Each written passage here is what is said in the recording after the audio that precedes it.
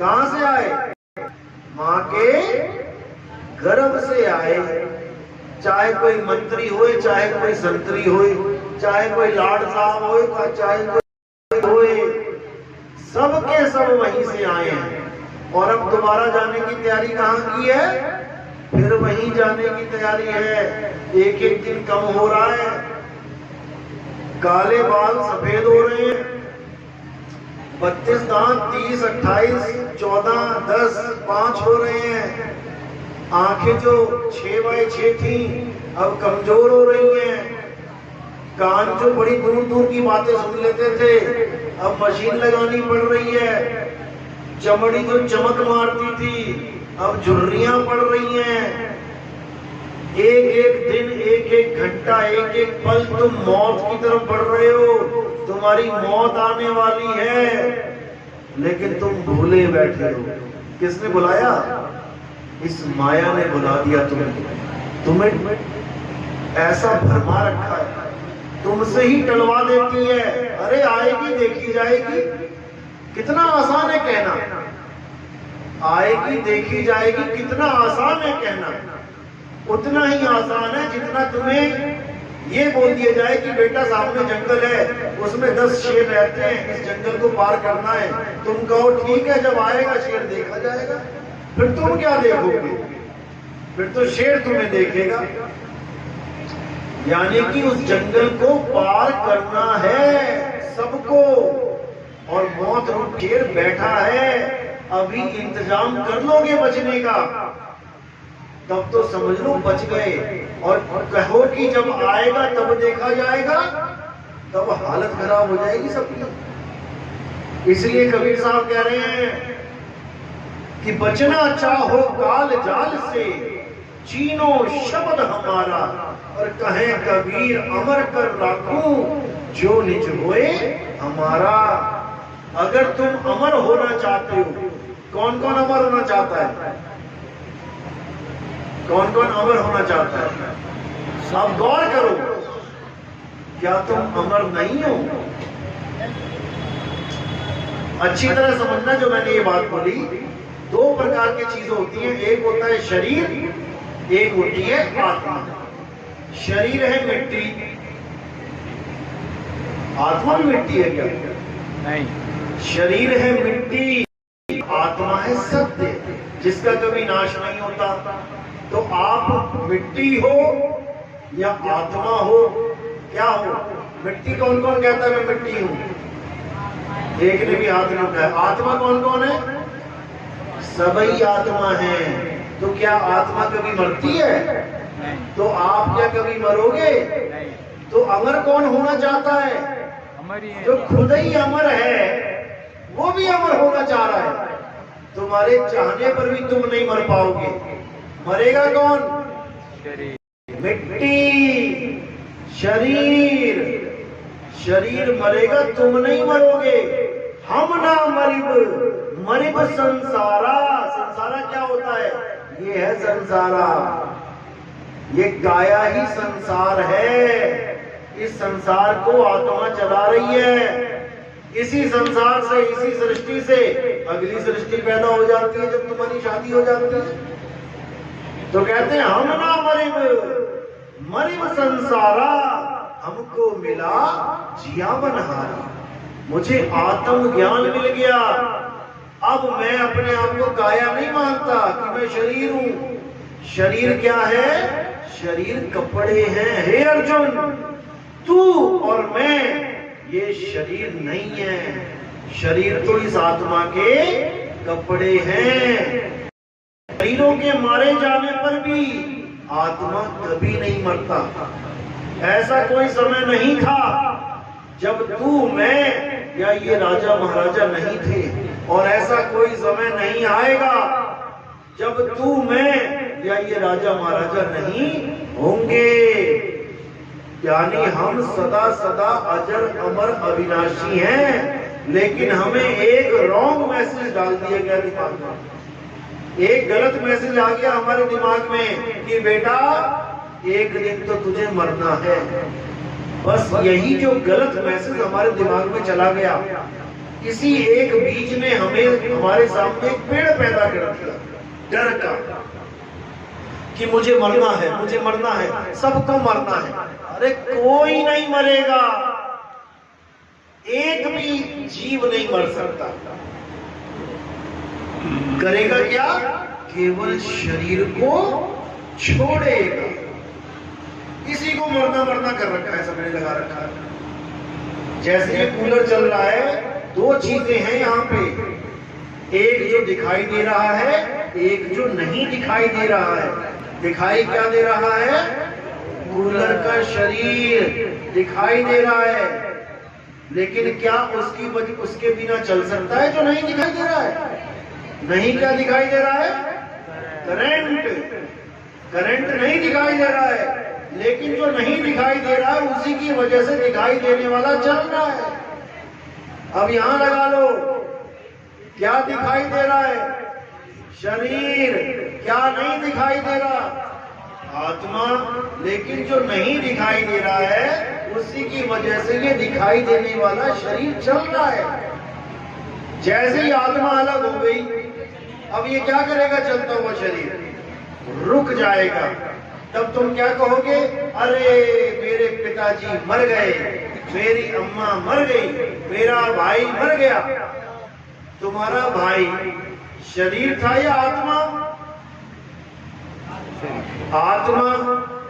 तो तुम्हारा भाई तो शरीर को छोड़ के चला गया, शरीर को छोड़ के चला गया। जो चला गया वो था तुम्हारा भाई, और जो पड़ा रह गया वो था तुम्हारे भाई का शरीर। इसीलिए कहते हैं मेरी मां मुझे छोड़ के चली गई। चली कहां गई? ये पड़ी तो है, ये पड़ी तो है, लेकिन नहीं है, ये केवल मिट्टी पड़ी हुई है। जो इसको जला रही थी वो छोड़ के चली गई। कहां चली गई? कहां चली गई? मां के गर्भ में दोबारा शरीर धारण करने चली गई। ऐसे ही ये आत्मा, जीवात्मा जन्मों जन्मों तक शरीर धारण कर करके बेचारी इस दुनिया में आती है, खेलती है, खाती है, फिर एक दिन मर के फिर गर्भ में चली जाती है। ऐसे ही भटकते भटकते भटकते जन्मों जन्म बीत जाते हैं, लेकिन इसको ठिकाना नहीं मिलता।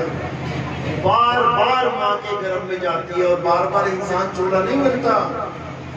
कई जन्म भय कीट पतंगा, कई जन्म गजमीन कुरकुरा। पता नहीं कितने जन्म मेंढक के, सांप के, बिच्छू के, हाथी, घोड़ा, चीता, हिरण, पता नहीं क्या क्या बनते रहे, कहां कहां भटकते रहे, कहां कहां पैदा हुए। शेरों ने नोच नोच के जिंदा ही 4 शेरों ने मिलकर चिथड़े उड़ा दिए, हाय हाय करते रहे, लेकिन कोई ना आया बचाने। अब जाके इंसानी चोला मिला है, अब जाके थोड़ी सेफ्टी मिली है। ताला लगा के, कुंडी लगा के घर में सोते हैं, बढ़िया सोते हैं बेफिक्र होके।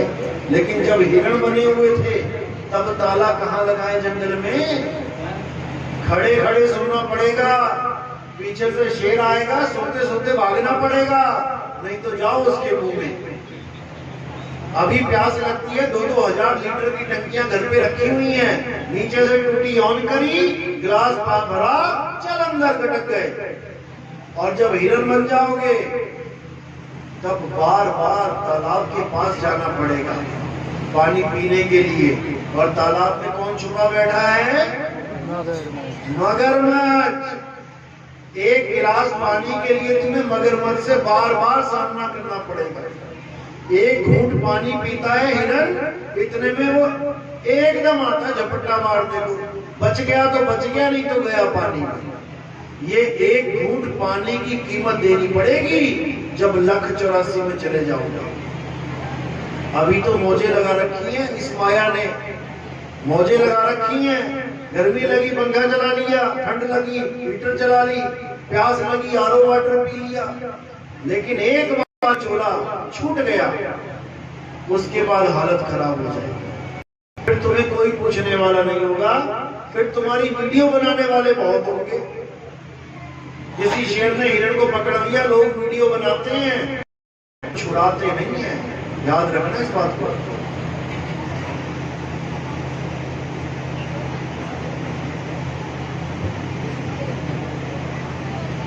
तो बचने का क्या तरीका है? आत्मज्ञान। हे अर्जुन, जो लोग शरीरों की पूजा करते हैं उन्हें बार बार शरीर धारण करना पड़ता है। जो पीपल की पूजा करते हैं उन्हें बार बार पीपल का जन्म लेना पड़ता है। जो तुलसी की पूजा करते हैं उन्हें बार बार तुलसी का जन्म लेना पड़ता है। जो सांपों की पूजा करते हैं उन्हें बार बार सर्प झुंड में जाना पड़ता है। जो भूतों की पूजा करते हैं उनको भूतों के लोक में जन्म लेना पड़ता है। जो पितरों की पूजा करते हैं उन बेचारों को पितरों के बीच में जन्म लेना पड़ता है। जो देवताओं की पूजा करते हैं उन्हें देवताओं के बीच में जन्म लेना पड़ता है। हे अर्जुन, ये सब लोग मिथ्या ही जन्म बर्बाद कर देते हैं। ये चाहकर भी उस परम अवस्था को प्राप्त नहीं कर सकते। इनकी मुक्ति नहीं हो सकती। ये ऐसे भटकेंगे यहाँ पर लख 84 में। तो करना क्या है? हे अर्जुन, जो पुरुष अपनी आत्मा में संतुष्ट हो जाते हैं, अध्याय 3 17वां श्लोक, जो अपनी आत्मा में संतुष्ट हो जाते हैं, जो भ्रमण करते हैं, जो अपनी आत्मा की साधना करते हैं, हे अर्जुन, उनके ऊपर कोई भी धार्मिक कर्म कर्तव्य लागू नहीं होता।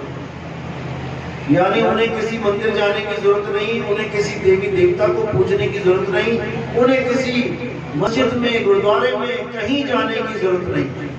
उनका परमात्मा उनकी आत्मा में छुपा होता है और वो अपने परमात्मा को अपनी आत्मा में ढूंढ लेते हैं। जिस वस्तु के लिए सारी दुनिया परेशान है वो उसको उसकी आत्मा में मिलती है। इसी को कबीर साहब ने बोला, ज्यों तिल माही ढेर है और ज्यों चकमक में आग, तेरा साईं तुझ में है, जाग सके तो जाग। मेरा साईं मुझ में है, तुम्हारा साईं तुम में है, लेकिन तुम्हें पता लगना चाहिए वो है कहां। कहां है मेरा साईं? मेरी आत्मा में उस परमात्मा का वास है। इसी को बोला, जब लगना चीनोगे आत्म तब लगना मिली है परमात्म। आत्म चीने परमात्म चीने, संत कहावे सोए, और यह भेद काया से न्यारा, बूझे बिरला कोई। इस शरीर से न्यारा खेल है। इस शरीर के अंदर परमात्मा नहीं है। अगर शरीर के अंदर परमात्मा होता तो इस शरीर से कभी कोई गलत काम होता ही ना, क्योंकि जब परमात्मा ही बैठ गया अंदर तो शरीर की क्या हिम्मत है कि गलत काम करके दिखाएगा। ये इसमें परमात्मा नहीं है। तो इसमें कौन है? इस शरीर में तीन चीजें हैं। एक है मन, एक है माया, एक है जीव, जीवात्मा। हर शरीर में एक जीवात्मा बैठी है जो इस शरीर को चला रही है, और जितने भी उल्टे काम करवा रही है इस जीवात्मा से, वो कौन है? वो है मन और माया।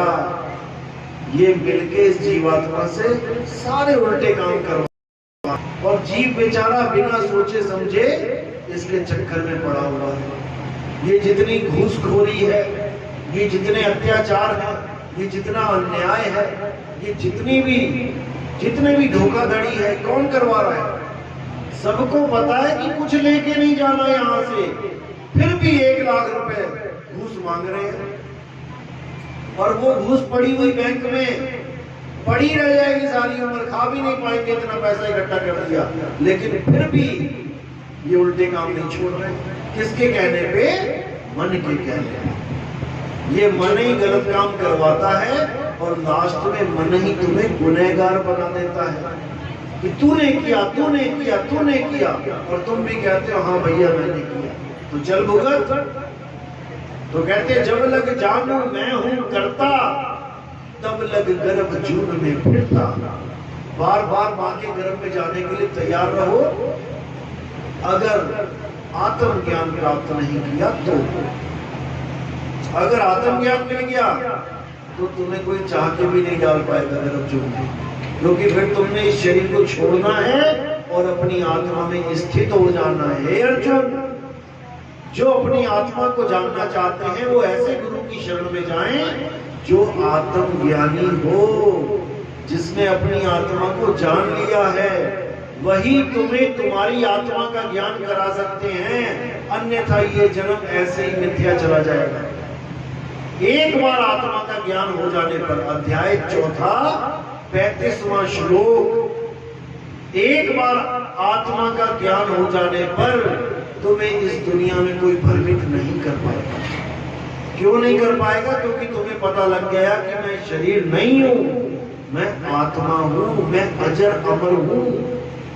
अब मैंने क्या करना है? मैंने मरना नहीं है, अब मैंने शरीर को सही तरीके से छोड़ना है। बस इतना सा काम है। शरीर को कैसे छोड़ना है ये भेद तुम्हें गुरु बताता है, और तुम उस भेद के अनुसार इस शरीर को छोड़ने की तैयारी में लग जाते हो। इसी को बोला है कि मरता मरता जग हुआ, मरना जाने ना कोई, और ऐसी मरनी जो मरे बहुत न मरना हुआ। सारी दुनिया कह रही है मौत आएगी, देखी जाएगी, आएगी, और जब आती है तो क्या कहते हैं? अरे मुझे डॉक्टर के पास ले जाओ, अरे मुझे ठीक करवा दो। फिर क्यों हालत खराब होती है? फिर क्यों डॉक्टरों के पास भागता है? अगर मौत से डरता नहीं है तो सबकी हालत खराब हो जाती है। कोई बोलता उस मंदिर में जाके मन्नत मांग ले, भागा जाता है। कोई कहता वहां झाड़ा लगवा ले, झाड़ा लगवाने को भागा जाता है, तब हालत खराब हो जाती है। लेकिन बचता फिर भी नहीं है कि पता लगा मंदिर में जाके ठीक हो जाऊं, बच जाऊं हमेशा के लिए। अरे एक बार ठीक हो गया, 2 बार ठीक हो गया, लेकिन फिर भी मरना पड़ेगा। तो इसीलिए बोला हम ना मरिब मरिब संसारा। अब मैं नहीं मरूंगा। क्यों? अब मुझे ऐसा गुरु मिल गया जो मुझे मरने का तरीका बता दे। मरने का तरीका का मतलब है शरीर छोड़ने का तरीका। जब मृत्यु आती है तो तुम ये शरीर कैसे छोड़ते हो? 9 दरवाजों में से छोड़ते हो। कौन से 9 दरवाजे हैं? घर को अभी तुम घर में घुस गए हो, जब इस घर को छोड़ोगे तो कहां से निकलोगे? जहां से आए हो वहीं से निकलोगे। तो इस शरीर में जो तुम बैठे हो, जब इस शरीर को छोड़ोगे तो कहां से निकलोगे? 9 दरवाजे हैं इस शरीर में। 1 या तो कान से निकलोगे, 2 आंख से निकलोगे, आंखें मोटी मोटी बाहर आ जाएंगी, 3 4 5 6 नाक से निकलोगे, ब्लड आ जाएगा नाक में से, 7 मुंह से निकलोगे, ये लंबी सी जीभ बाहर आ जाएगी, और 2 दरवाजे नीचे हैं, या लैट्रिन निकल जाएगी मरते हुए, या पेशाब निकल जाएगा, पेंट गीली हो जाएगी, पेंट पीली हो जाएगी। ऐसे खतरनाक मौत होती है, लेकिन सबको निकलना पड़ेगा। चाहे कोई हिंदू है, चाहे मुसलमान है, चाहे सिख है, चाहे ईसाई है। हंसने की बात नहीं है। हॉस्पिटलों में जाके देखो कैसे जीव छोड़ता है शरीर को, तुम्हारी हालत खराब हो जाएगी। तुम्हारे सामने जब मौत नाचेगी तब तुम्हें पता लगेगा कि इस दुनिया में मजे करने नहीं आए भाई, इस दुनिया में मौत का इंतजाम करने आए हैं इंसानी चोले में। बाकी चोलों में आप मौत से नहीं बच सकते। इस इंसानी चोले में तुम सही तरीके से शरीर को छोड़ के अपनी आत्मा में रमण कर सकते हो, अपनी आत्मा में स्थित हो सकते हो, अपनी आत्मा में लीन हो सकते हो। तो आत्मा अमर है और तुम भी अमर हो जाओगे, क्योंकि तुम ही आत्मा हो। लेकिन अज्ञानतावश अपने आप को आदमी, अपने आप को औरत मान के बैठे हो। याद रखो, तुम्हें मनुष्य चोला मिला है, मनुष्य चोला। चोला क्या होता है? क्या होता है चोला?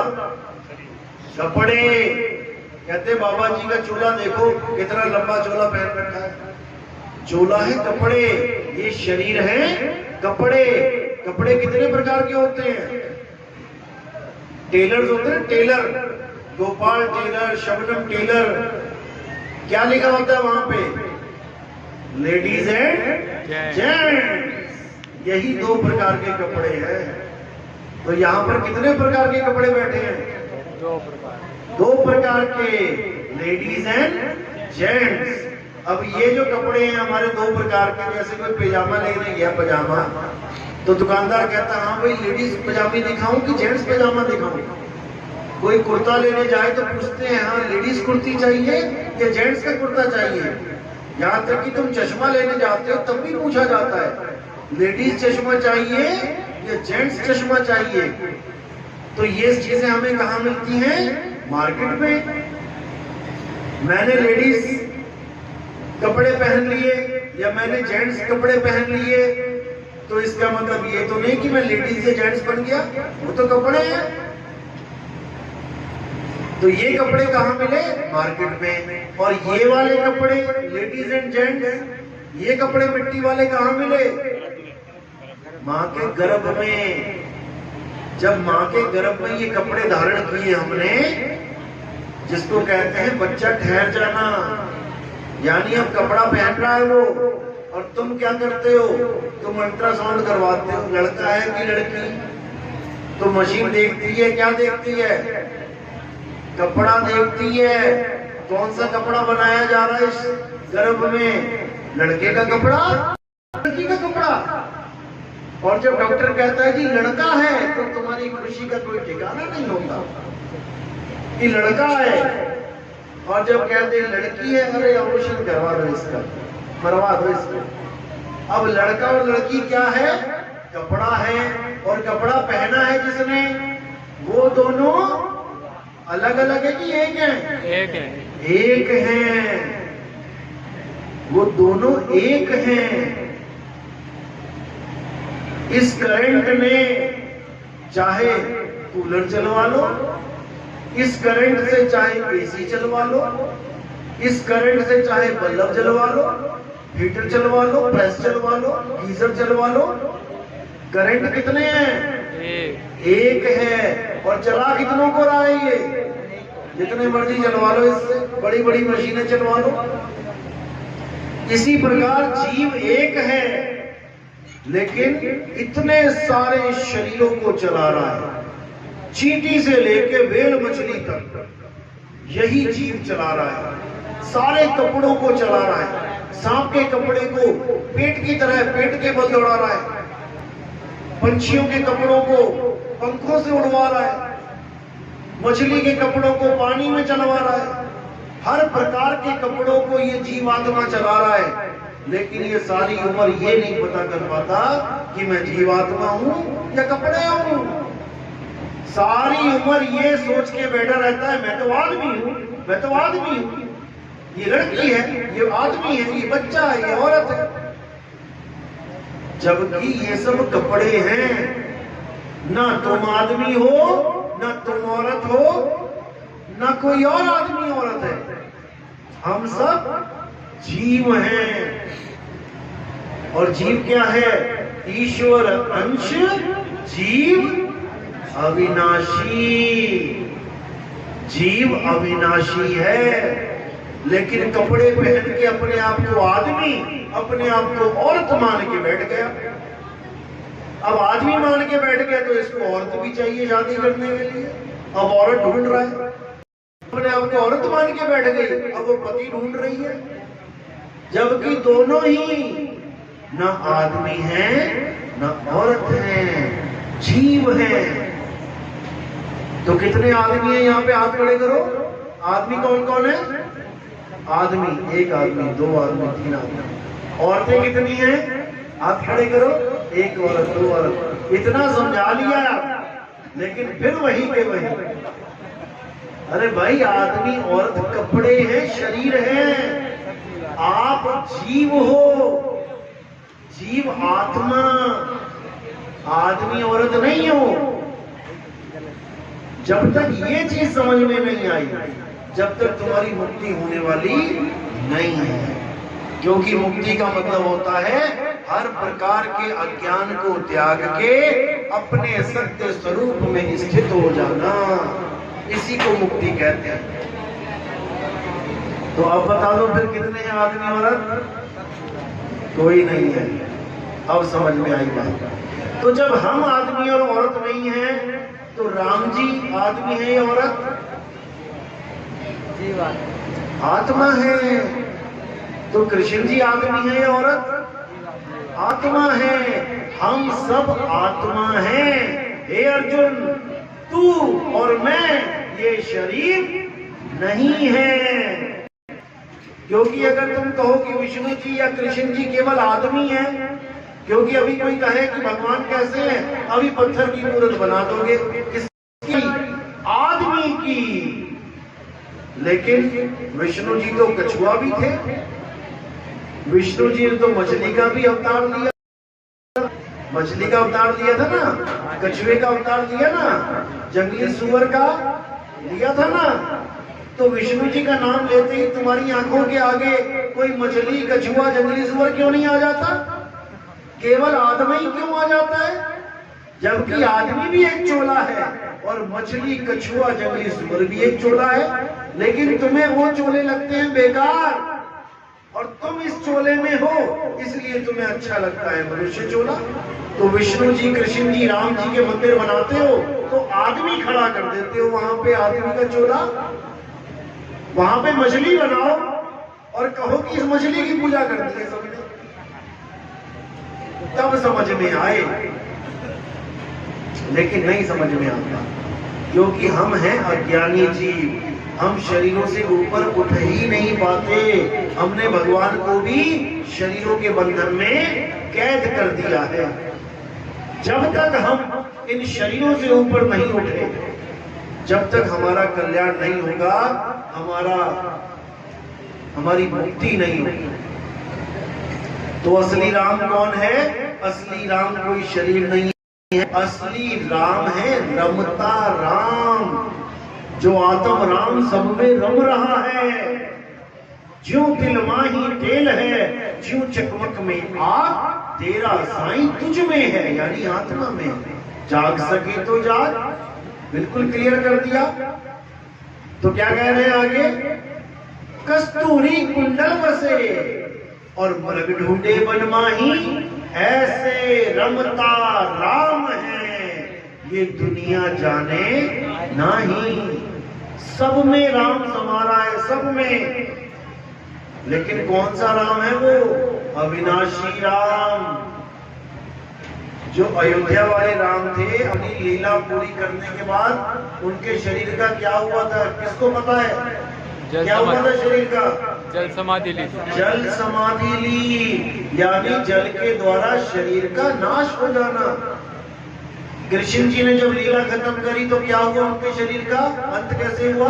तीर लगा, तीर लग के। तो कृष्ण जी समझाते रहे कि भाई पूजा उसकी करनी है जिसको तीर नहीं लग सकता, शस्त्र काट नहीं सकता। और हम किसकी पूजा करते रहे? जिसके तीर लग गया। यहीं पे हम गीता से बिल्कुल उलट हो गए।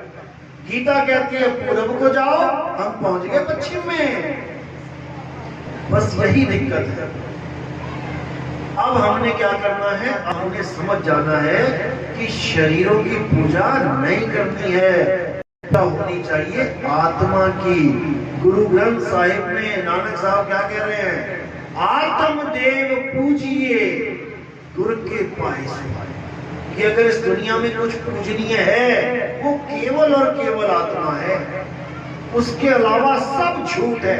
आत्मा अखंड है, आत्मा अविनाशी है, इसके अलावा सारे शरीर नाशवान हैं। जब राम जी अपनी लीला खत्म करके जाने लगे और हनुमान जी के पास वरदान था कि बेटा तू अमर है।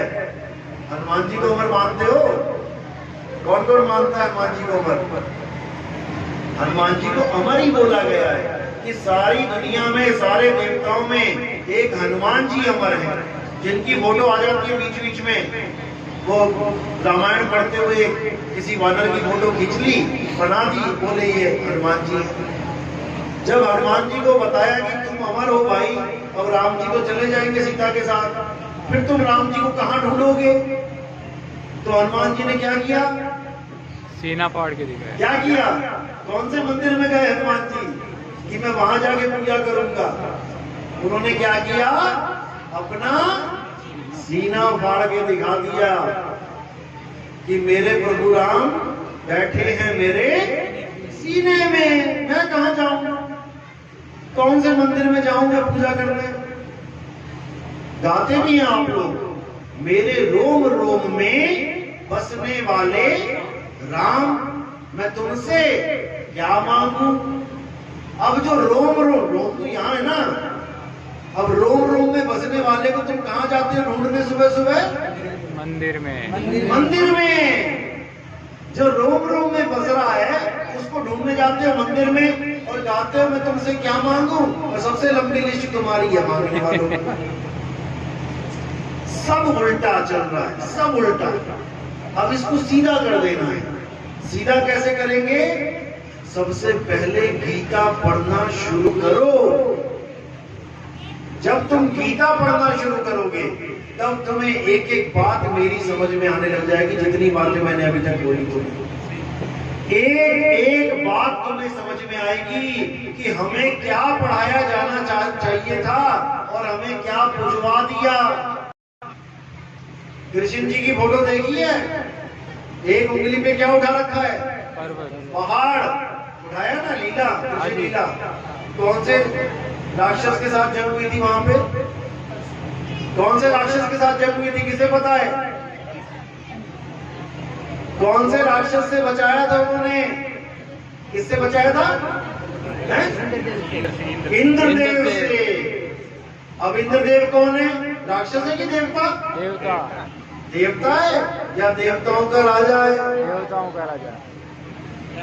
देवताओं का राजा है, उसके साथ तनातनी चल रही है यहाँ पे।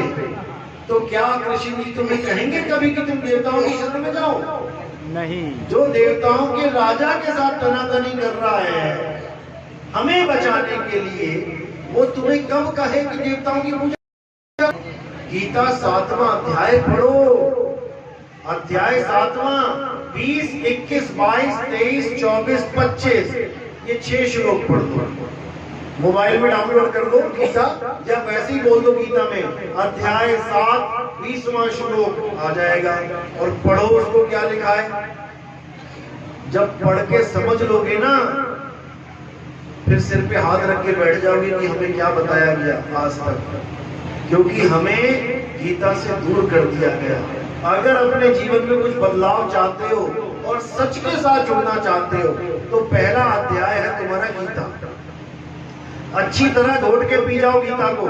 जो गीता में लिखा है वो सत्य है, और जो गीता में नहीं लिखा है और वो चीज तुम्हें कोई पढ़ाना चाहता है तो उसको मत मानो।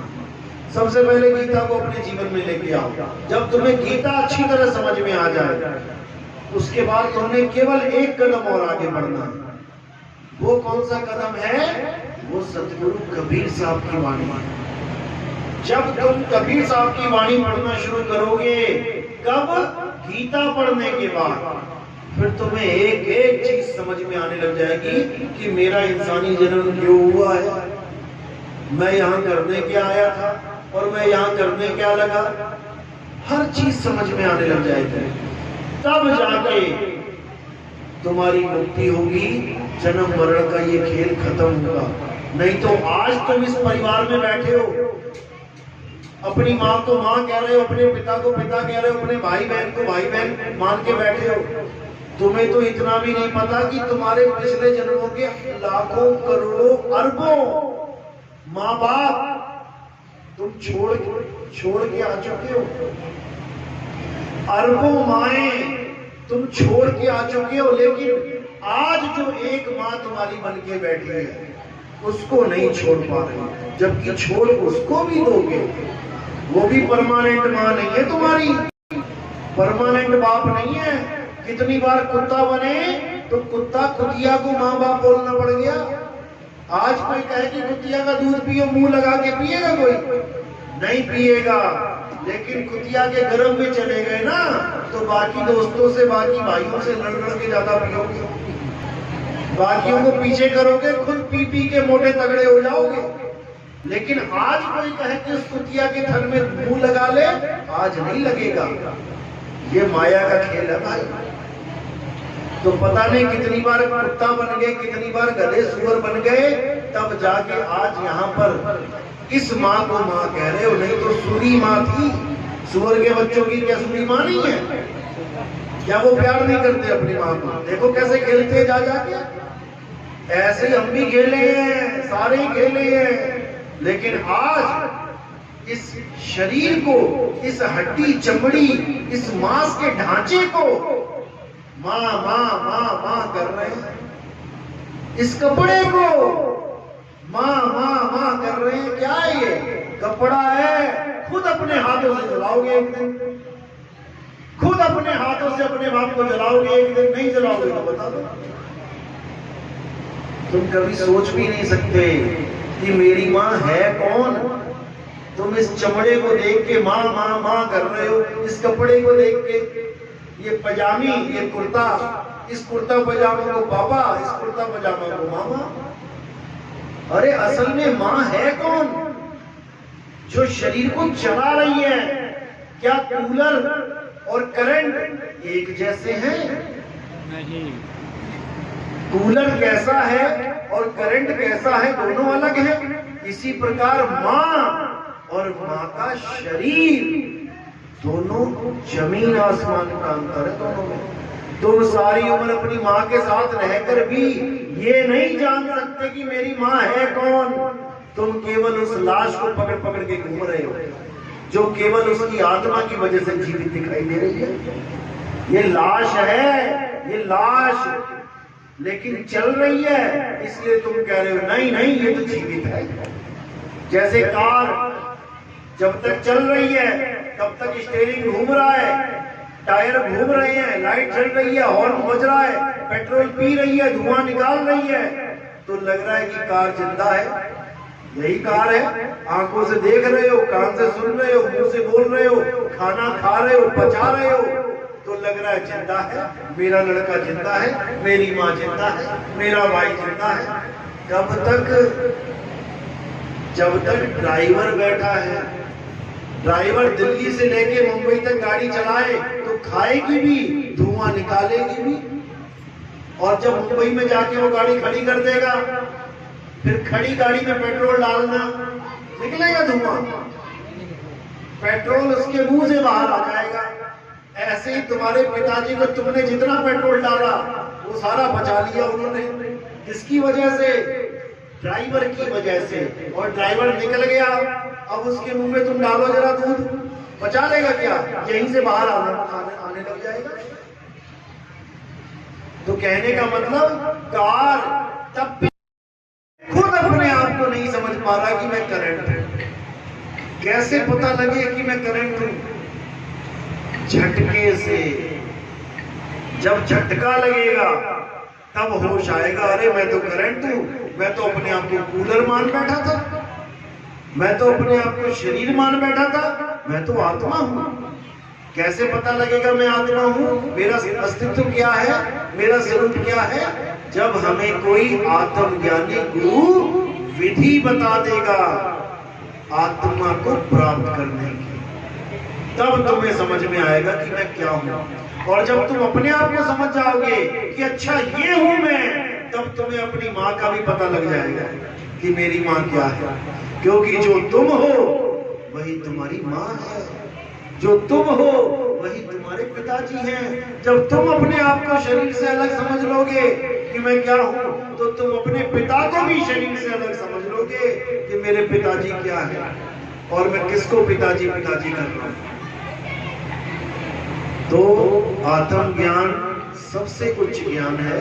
कबीर साहब कहते हैं आत्मज्ञान बिना नर भटके, कभी काबा कभी काशी, जल में मीन प्यासी, मोहे देखत आवे हंसी। हंसी आती है देख के। जो अमर है वो डॉक्टर के पैरों में गिरा पड़ा है, डॉक्टर साहब मुझे बचा लो, मुझे बचा लो। अरे तू मर ही नहीं सकता कभी, तुझे क्या बचाऊं मैं? और जिसको तू कह रहा है बचा लो, वो ये शरीर है, इसको कोई बचा भी नहीं सकता। मुझे बचा लो का मतलब मेरे शरीर को बचा लो, यही अज्ञान है। शरीर को छोड़ना है, शरीर को बचाना नहीं है। किसी का नहीं बचा आज तक, किसी का नहीं बचा। शंकर जी की बीवी का बचा क्या हुआ था? हवन कुंड में छलांग मार दी, वो भी नाश हो गया। लाद के 6-6 महीने घूमे शंकर जी। सबका नाश होगा, लेकिन अगर गुरु मिल जाए, सतगुरु मिल जाए, तो तुम्हारी ये दुविधा खत्म हो जाती है। फिर तुम्हें आत्मज्ञान समझा दिया जाता है और फिर तुमने मरना नहीं है कभी, फिर तुम अमर हो जाते हो। जैसे हनुमान जी अमर हैं, क्यों? क्योंकि उनको आत्मज्ञान करवाया था। किसने करवाया था? मुनिंद्र ऋषि ने।